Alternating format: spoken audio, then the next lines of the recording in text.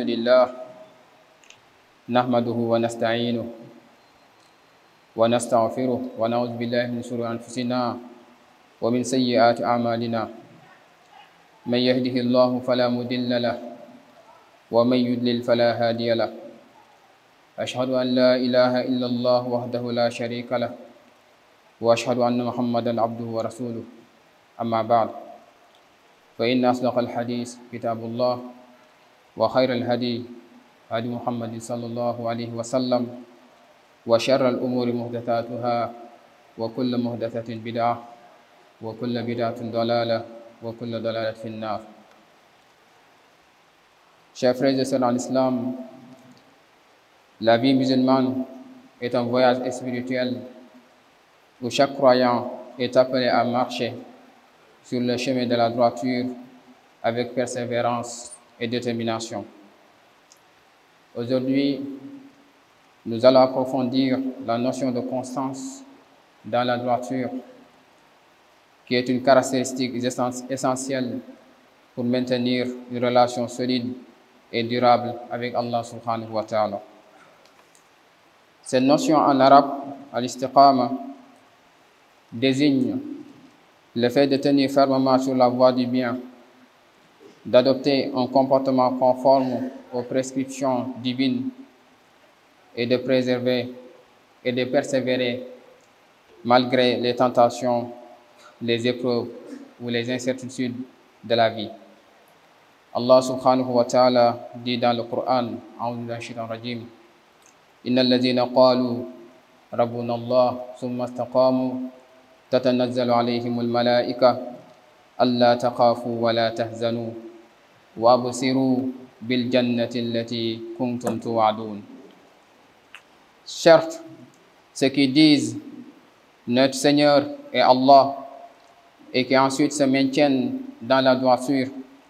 les anges descendent sur eux. N'ayez pas peur et ne soyez pas affligés, mais ayez la bonne nouvelle du paradis qui vous était promis. Surat Fussilat, verset 30. Ce verset rappelle la valeur immense de l'istiqama. Déclarer notre Seigneur et Allah est une étape. S'y tenir constamment en est une autre, plus exigeante. Celui qui maintient dans la droiture bénéficie du soutien des anges et reçoit les bonnes nouvelles de la part de son Seigneur. Le prophète sallallahu alayhi wa sallam a également insisté sur cette vertueuse qualité. Un compagnon nommé Sufyan ibn Abdullah al-Saqafi radiyallahu anhu lui a demandé au messager d'Allah, dis-moi quelque chose à propos de l'islam qui me dispense de toute autre question. Le prophète sallallahu alayhi wa sallam répondit, dis, je crois en Allah, puis demeure droit. Rapporté par Muslim. Ainsi, le prophète sallallahu alayhi wa sallam nous enseigne que la foi en Allah, solidement ancrée dans le cœur, doit être accompagnée d'un effort quotidien et d'une persévérance inébranlable pour demeurer sur la bonne voie. Ce hadith corrobore aussi la parole d'Allah subhanahu wa ta'ala, énoncer sa foi et demeurer ferme dans sa foi et ses œuvres. Chers frères et sœurs en islam, comment atteindre maintenant cette constance dans la droiture? Nous savons que la vie d'ici-bas est remplie d'épreuves, de tentations, de moments de faiblesse et de découragement. Cependant, Allah subhanahu wa ta'ala nous offre de nombreux moyens pour parvenir à demeurer droit. Il est ainsi essentiel de comprendre et de cultiver certains fondements pour se maintenir dans la droiture. Le premier fondement, c'est la sincérité et la pureté d'intention, al-ikhlas. Chaque action que nous entreprenons doit être guidée par la sincérité et l'intention pure de plaire à Allah subhanahu wa ta'ala. Le prophète sallallahu alayhi wa sallam a dit, les actions ne valent que par leurs intentions. Hadith rapporté par Bukhari et Muslim. Sans une intention pure, nos efforts peuvent perdre effectivement leur valeur spirituelle. et notre constance pourrait vaciller face aux défis. Le deuxième fondement, c'est la connaissance et la compréhension. Alléluia. La connaissance de notre foi du Coran et de la Sunna nous arme contre l'ignorance et les erreurs. Un croyant éclairé est mieux équipé pour discerner le bien du mal et pour rester ferme dans la voie droite. Le cinquième fondement, la patience à sobre. La patience est la clé qui permet de surmonter des épreuves sans dévier de la voie. Allah subhanahu wa ta'ala promet dans le Coran: ô les croyants, cherchez secours dans l'endurance et la prière. Sourate Baqarah, verset 45. Le sixième fondement, l'auto-évaluation et la remise en question.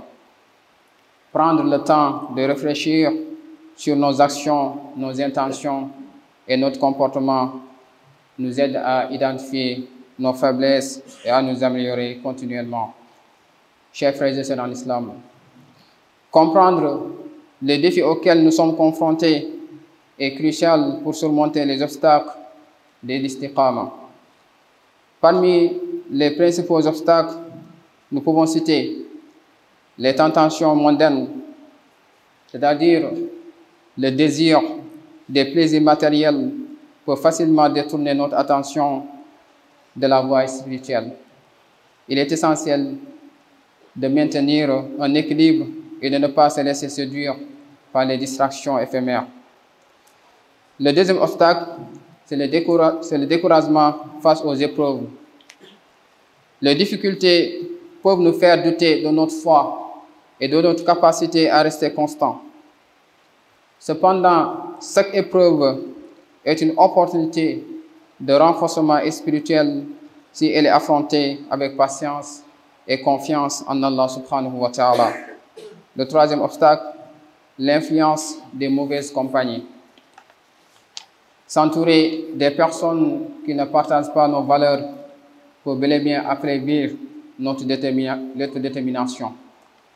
La compagnie des pieds est alors un grand soutien pour maintenir la constance dans notre droiture. Chers frères et sœurs en islam, malgré les obstacles, la constance dans la droiture apporte de nombreux bienfaits tant dans cette vie et dans l'au-delà. Le premier bienfait, c'est le renforcement de la foi. Une pratique constante des obligations religieuses renforce notre lien avec Allah subhanahu wa ta'ala et approfondit notre foi. Le deuxième bienfait est la paix intérieure,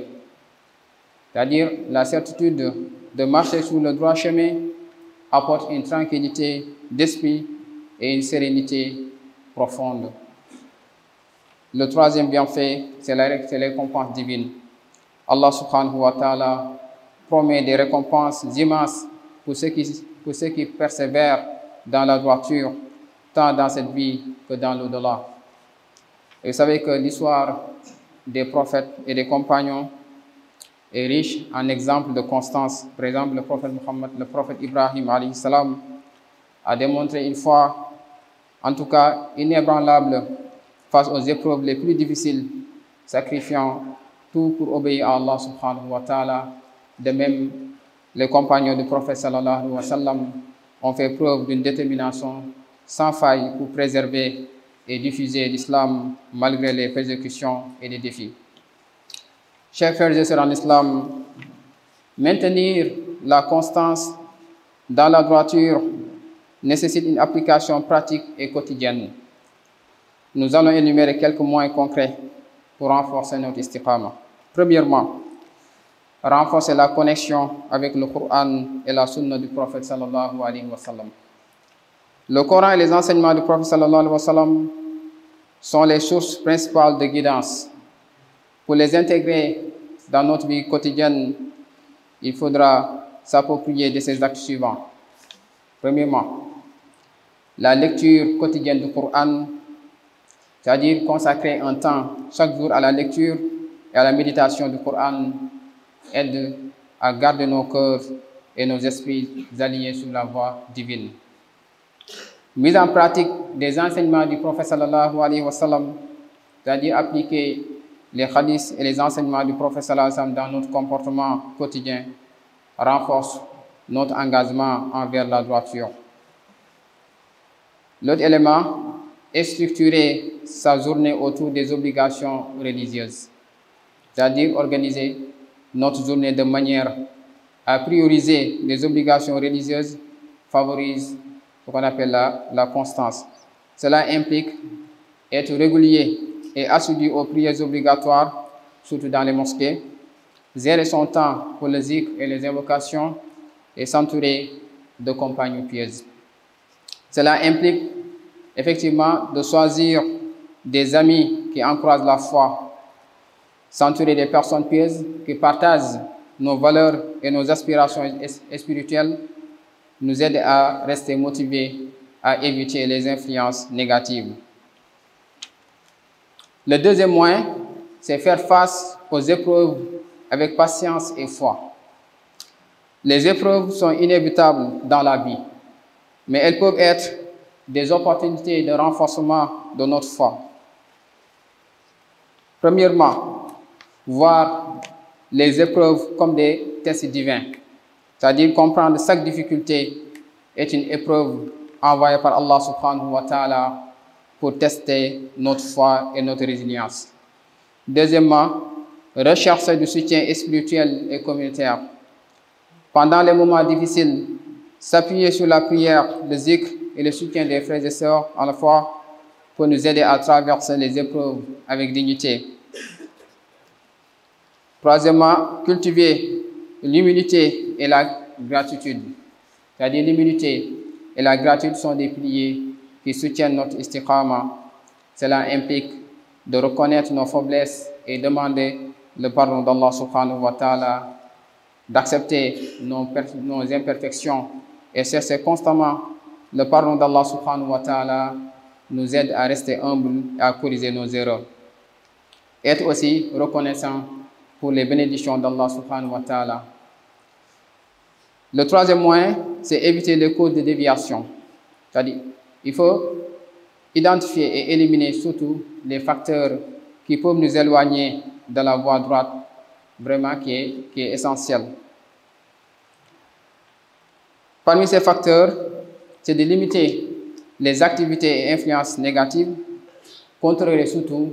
les désirs et les passions. Le quatrième moyen, c'est renforcer la volonté par la détermination, al-azm. La volonté est le moteur de la constance. Pour la renforcer, il faut fixer des objectifs spirituels clairs, définir des objectifs précis comme mémoriser des versions du Coran ou accomplir des actes de bienfaisance. Cela nous donne une direction et une motivation contenue. Et l'autre renforcement, c'est de célébrer les faveurs d'Allah subhanahu wa ta'ala. Reconnaître et célébrer nos progrès, même si c'est minime. Cela renforce notre détermination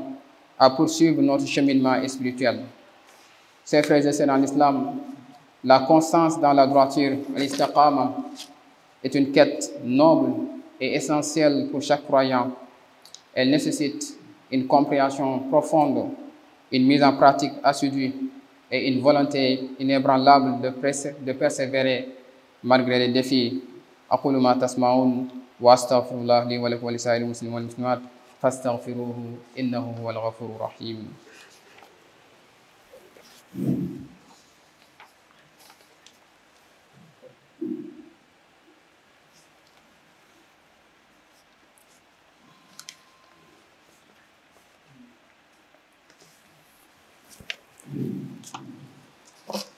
الحمد لله والصلاة والسلام على من لا والاه. gannaaw bu ñu sante borom bi tabaraka wa taala julli si ar rasul sallallahu alayhi wa sallam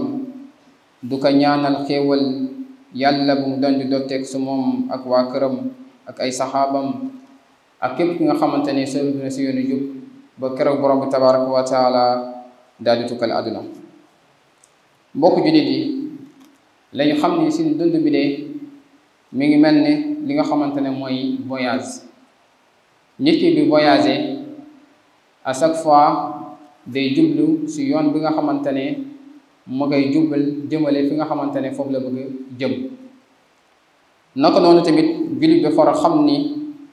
moom dundam yépp na nga xam ni dafa war a tegu si yoon ji nga xamante ne mooy yoon bu jub xocc, yoon ji nga xamante ne moo koy yóbbu li nga xamante ne mooy si yërmande borom bi tabaraka wa taala, moo koy yóbbu li nga xamante ne mooy si àjjana. yoon boobu mooy lan? mooy li ñu tuddee al istiqaama, mooy sax si li nga xamante ne mooy si jub, mooy sax si li nga xamante ne mooy si lu baax. mu nekk nag yoon bu jafe lool, mais nit ki bu su góorgóorloo rek yàlla subhanahu wa taala mën na ko may li nga xamante ne mooy réussite. bu ñu dem définir li nga xamante ne mooy tegu si yoon bi jub ba faw, mooy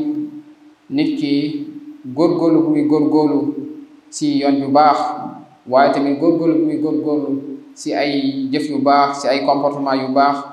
rawatina si topp li nga xamante ne mooy santaane borom subhanahu wa taala. malgré nit ki mu ngi jàkkaarloo wala jamonanteel ay li nga xamante ne mooy ay tentation wala ay nattu wala ay mbir yi nga xamante ne ay gàllankoor la yi nga xamante ne mën na la jàdduloo yoon bi. borom bi tabaraka wa taala mi ngi bëggal ñi nga xamante ne dañu nekk si njub ba keroog bu ñuy wuy seen borom nga gis malaaka yi di leen dalal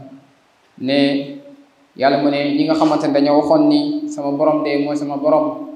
mu ne ñooñu de bu ñuy génn àdduna malaaka yi daf lañuy dalal di leen wax naan bu leen daal di ragal fi nga xamante ne foofu ngeen di daal di jëm, wala bu leen am benn njàkkare li nga xamante ne moom ngeen di bàyyi seen ginnaaw.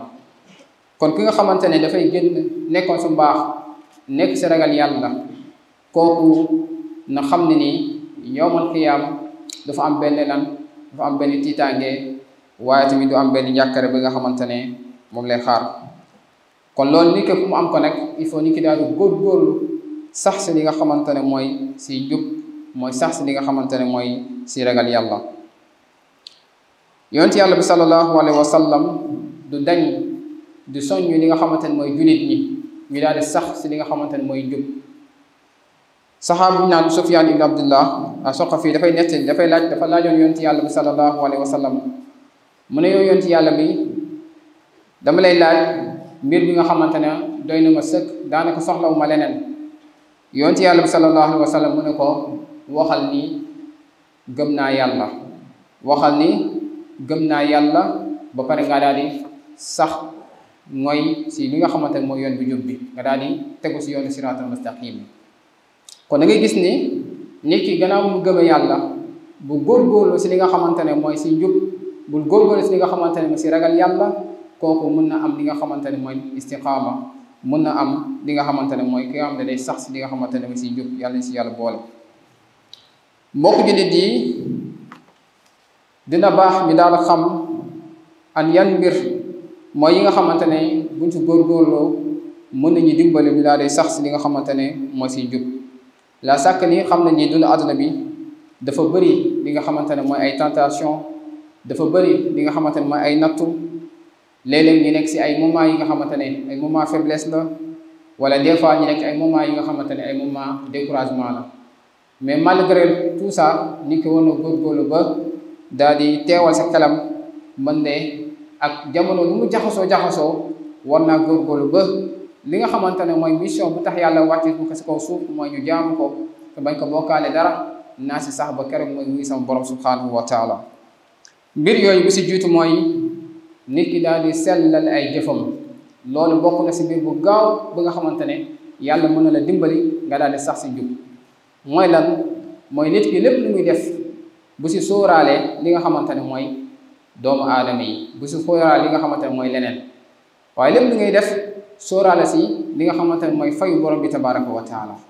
moo na sell sa diggante sa borom ak si boolem jëf bi ngay def rek na sell te yàlla tax. moo xam da ngay julli, moo xam da ngay woor, moo xam da ngay dimbali doomu aadama yi, en tout cas bépp acte bi nga xamante ne yaa ngi koy def rek na sell sa diggante sa borom. kon képp ki nga xamante ne lépp lu muy def mu koy sellal diggante borom, kooku yàlla mën na ko dimbali mu am li nga xamante ne mooy sax. kon nit ki du moytu li nga xamante ne mooy wanewu, du moytu li nga xamante ne mooy gisal, du moytu di jëf-jëf bi nga xamante ne moom dans son fort intérieur xam ne li muy def nii sincère. kooku yàlla mën na ko nattoo mu bañ a sax li nga xamante ne mooy siy jub. kon nit ki lépp lu muy def si kaw suuf rek moo xam jaamu yàlla moo xam sax li ngay def say jëfu àdduna sax na nga ko def te yàlla tax kookuy def ku am melokaan bi mel noonu yàlla mën na ko dimbali li nga xamante ne moom mu daal am li nga xamante ne mooy sax si jub. moo tax yonent yàlla bi sallallahu alayhi wa sallam dinaan mu ne jëf yëpp mu ngi aju si li nga xamante ne mooy si yéene mooy jëf yëpp lu ko lan mooy base bi lu ko laytaay mooy yéene ci kon yéene bi dafa nekk li nga xam ne mooy lu nekk lu sell la. beneen mbir bi nga xamante ni nit ki mën na ko dimbali mu daal di sax si njub mooy nit ki war a góorgóorlu sax si li nga xamante ne mooy sàkku xam-xam di si góorgóorlu parce que xam-xam moom ma lay dimbali mooy mun a ràññeetle lu baax ak lu bon parce que nit ki nga xamante ne xamul rawatina xamul li yàlla subhanahu wa taala wax xamul li yonent bi sallallahu alayhi wa sallam jàngale kooku pour mu réer dafay nekk li nga xamante ne mooy lu yomb kon gi nga xamante dafay góorgóorlu si sàkku xam-xam rawatina sàkku xam-xam diineem kooku yàlla mën na ko dimbali ba mën a échapper li nga xamante ne mooy si li nga xamante ne mooy déviation yi parce que tentation yi fu nekk dafay fekk ki nga xamante ne xamul nag seytaane da lay gën a mën a gañe ba yow léeg-léeg sax da nga yaakaar ni yaa ngi def lu baax fekkee yaa ngi def safaan bi kon bu fekkee ni nit ki góorgóorlu na ba jàng ba xam si anam bu gën a mucc kooku dina xam fu muy teg tànkam kooku yàlla mën na ko dimbali mu am li nga xamante ne mooy istiqaama am li nga xamante ne mooy sax si njub. beneen mbir bu am solo bi mooy nit ki daal di tàqoo li nga xamante ne mooy muñ parce que bu fekkee ni nit ki nekkul muñkat kooku pour mu faxastalu pour mu jàddal ko yoon di ko yombalee doon kon kenn wombalewul ni léeg-léeg dina am ay jamono yi nga xamante ne day am ay nattu mais malgré tout ça yow na nga tàqoo li nga xamante ne mooy muñ rawatina nit ki bu fekkee ni sax mi ngi góorgóorlu si lu baax kooku dafa war a ànd ak li nga xamante ne mooy muñ moo tax ba nga xam ne ñuy def ni muñ da nga war a muñ si sax si jaamu yàlla yi ngay def waaye tamit du muñ si mooy yàlla parce que xam nañu mooy yàlla nekk na nga xam ne dafa neex bakkan kon il faut nga nekk muñkat dëgg pour nga mën a s'abstenir nga mën a téye sa bopp si li nga xamante ne mooy si tentation yooyu kon il faut nga nekk muñkat naka noonu tamit il faut nga nekk muñkat si lan si natt yi nga xamante ne moom la borom bi tabaraka wa taala di daal di nattoo moo xam nattu feebar la moo xam nattu wàññeeku la ak lu mu mënta demee il faut nga daal di tàqoo li nga xamante ne mooy muñ parce que boo saadisee rek mën nga dellu ginnaaw seytaane mën na la mën ba mën a teggi nga mën a teggee ku si li nga xamante ne mooy si yoon bu jub bi kon nit ki di tàqoo muñ saa su nekk loolu dina ko dimbali nit ki mën a sax si li nga xamante ne mooy si yoonu li nga xamante ne mooy yoonu tey bokk na si mbir bu am solo bi nga xamante ne nit ki bu su góorgóorloo yàlla mën na ko dimbali mu am istiqaama mooy nit ki di fuglu boppam mooy nit ki di saytu boppam dina baax léeg-léeg nga wéet nga daal di xool say jëf nga xool fan nga toll ak sa diggante sa borom nga xool fan nga toll ak sa diggante si santaane say borom nga xool fan nga toll ak say diggante nan nga moytu ko si yi nga xamante ne ay mbiru xaraam la mbir yi nga xamante borom subhanahu wa taala da ko daal di aay dina baax nit ki di saytu boppam parce que léeg-léeg seytaan dañuy nax si benn côté naam yaa ngi góorgóorlu di def lu baax di jàng alquran di julli nga yaakaar ni loolu doy na sëkk parce que léeg-léeg ñu teg la benn nattu nga daal di dévier parce que lu tax parce que mbir yooyu nga def nekkul woon lu dëgër carrément bien que lu baax la woon mooy nit ki daaw woon saytu ay jëfam moo tax léeg-léeg ngay saytu say jëf est ce que man jaamu yàlla yu ma doon def est ce que sincère na est ce que dama ko defoon rek te yàlla tax loolu yëpp nit ki dafa war a baax des fois muy nekk si rukkam du saytu li nga xamante ne mooy boppam du góorgóorlu du xool yan jëf ju baax la dem def mu gën ko renforcer mu xool yan mbir la yi nga xamante ne da ko sàggane lool nit ki jéem a góorgóorlu pour mun ko moytu di ko mun ko sori kon kii càmbar loolu li nga xamante ne mooy boppam kooku yàlla mën na ko may li nga xamante ne mooy istiqaama yàlla mën na ko may li nga xamante ne mooy njub mbokk jullit dañu xam ni mbir yi nga xamante ne ay gàllankoor la yi nga xamante ne dafa nekk sa kanam pour jéem la fat jéem la baare li nga xamante ne mooy yoon bi jub bi mbir yooyu yu bëri lool bokk na ci comme ni ko waxee léegi mooy li nga xamante ne mooy fitna àdduna yi rawatina fitna jigéen tey jeunes yu bëri tey dérapé nañu tegg nañu yoon bi jub parce que jigéen moo ko daal di waral rawatina si jamono bi ñu nekk ni nga xamante ne réseaux sociaux yi nga xamante ne tey mon bi dafa tasaaroo loolu caaxaan dafa tasaaroo loolu pour ñu xëcc la lu yomb lay doon. kon yow mi nga xamante ne jullit nga en tant que jullit war nga daal di téye sa bopp war nga daal di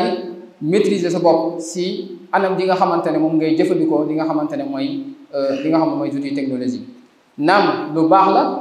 mais na nga koy jëfandikoo si anam ji nga xamante ne bu lay jëriñ sa àdduna bu lay jëriñ sa dund sa li nga xamante ne mooy sa diine waaye ba lay jàppale li nga xamante ne mooy sa préparé yowmal xiyaam mais bu ko mës a jëfandikoo si anam ji nga xam ne daf lay détruire daf lay yàq te yow daanaka doo si xam dara. bokk na si mbir yi obstacle yooyu bokk na si mooy nit ki léeg-léeg muy découragé si li nga xamante ne mooy si natt yi ko yàlla di teg léeg-léeg rawatina nga daal di nekk soutien de famille nga nekk si biir kër nga gis say moroom amaana sax yaa leen ëpp diplôme amaana sax yaa leen gën a jàng amaana sax yaa leen gën a sonn sax si jàng bi nga gis leen facilement yàlla subhanahu wa taala leen defal ay xéewal ñiy jaar say kanam ñi lay raw si mbiru àdduna yi léeg-léeg boo deful nànk rek yow mun nga découragé mun nga jàpp ni yow lu baax la ngay def te yow yaa ngi góorgóorlu si julli yaa ngi góorgóorlu si woor yaa ngi góorgóorlu di jëmale lu baax def lu baax jëmal say waajur boo moytu rek mun nga xadd mun nga dem ba naan man est ce que jar na sax mooy def lu baax yi est ce que man du may wut li nga xamante ne mooy raccourci pour am li nga xamante ne mooy sama morom li am fekk ne du loolu yàlla mooy séddale wërsëgam comme ni ko soobee kon bul mus du découragé si yàlla natt yi nga xamante ne yàlla mooy lekk def léeg-léeg nga wut sonn lool di kër yi pour am léeg-léeg yàlla la natt ngay am tuuti yàlla foofu la yemle sa wërsëg amaana sax d'ici quelque temps yàlla mën na tijji sa wërsëg kon bul yàkkamti bul découragé na nga jël loolu def ko li nga xamante ne mooy dollanteeg si yow mooy na nga jël def ko li nga xamante ne mooy jàngat parce que am na ñenn ñi nga xamante ne yàlla bu leen nattoo dañuy jël natt boobu def ko jàngat mooy lii benn école la bi nga xamante ne yàlla dafa ma bëgg former pour su ma génn si lii bu ëllëgee su ma amee ay responsabilité wala yàlla teg si man sama loxo li nga xam ne ay xéwal boobaa dinaa xam nan laa ko mën a gérer kon nit ki bu mus di découragé si natt yi nga xamante ne borom bi tabaraka wa taala mu ngi ko daa def kon le fait que nit ki di góorgóorlu si bañ a découragé si natt yi ko yàlla teg loolu da koy dimbali mu daal di sax si li nga xamante ne mooy lan mooy si njub bokk na si mbir yi nga xamante ne yu jaram moytandiku la nit ki bu fekkee ni bëgg na sax si li nga xamante ne mooy si njub mooy nit ki di bëri di fréquenté ñi nga xamante ne dañu ay àndandoo bëriwaane nit amaana amoon na éducation bu baax amaana defoon nañ si moom ay valeurs yu baax mais malheureusement fréquentation ñu muy àndal ak ñu muy xaritool ñoom ñoo ko mujj dévier ba moom sax mun a jàdd li nga xamante ne mooy yoon kon bu fekkee ne bëgg nga sax si njub xoolal bu baax ñi ngay àndal xoolal say xarit xoolal say àndandoo xoolal ñi nga xamante ne dañoo am ambition ñi nga xamante ne mooy objectif mais képp koo gis ki nga xamante ne moom àdduna rek moo ko yitteel wala foo rek moo ko yitteel wala caaxaan moo ko yitteel amul benn ambition àddunam amul benn ambition diineem kooku sori ko parce que dalay jàddloo kon na ngay wut ay compagnon ay àndandoo yi nga xamante ne ñu baax lañ ñu ragal yàlla lañ ñu am objectif lañ ñu xam nañu bëgg lañ ñooñu ba ànd ak ñoom même bu fekkoon yow da nga sàggaloon sax ñoom mën nañ la wàll ba yow sax bu fekkoon sax da nga gàttañ bi ko woon yow mu nga dem ba daal di góorgóorlu kon dina baax nit ki daal di xool bu baax ñi nga xamante ne ñoom lay àndal mbokk jullit di obstacle yooyu bëri na loolu xam naa dañuy yem foofu rek ñi daal di ñëw si yenn si ay bienfait yenn si ay njëriñ yi nga xamante ne nit ki sax si njub mun na ko daal di am bokk na si mooy nit ki buy saxee si njub buy góorgóorlu di sax si njub loolu day nekk renforcement da koy dolli li nga xamante ne mooy ngëm yàllam day tax sa ngëm yàlla gën a dëgër yow dootu am dara li la mën a fragiliser dara li la mën a këf parce que ngëm yàlla day dëgër parce que façon tentation yi façon fitna yi daanaka bu ñëw rek da nga koy dékku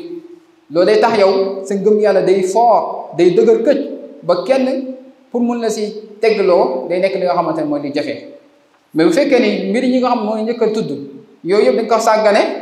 kon pour nga am ngëm yàlla bu dëgër dafay nekk li nga xamante ne mooy lu jafe loolu bokk na si njëriñ yi nga xamante ne sax si njub da koy maye mooy nit ki di am li nga xamante ne mooy dalu biir day am paix intérieur day nekk ku dal parce que képp koy gis mu jël alalu jàmbur wala muy def naka su noonu